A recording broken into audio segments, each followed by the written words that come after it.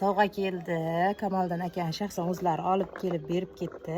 Kecha bir videochada, istoriyachamda o'g'illarim qurtchilar uyini oldidan o'tayotganda qurtga qarab o'tgani uchun shuni ko'rib, qishloq qurti bizlarga podarka berib ketdi. Bolajonlaringiz bilan mazza qilib yeng deb. Bolalarni ko'rsatamiz, reaksiyasini ko'ramiz. Qani ketdik. Kamolxon, Malikaxon, Olmasxon bu yoqqa kelinglarda. Oyijon. Bizlarga sovg'a keldi. Kecha nimani yegilanki ololmay o'tib ketdik? Qurt.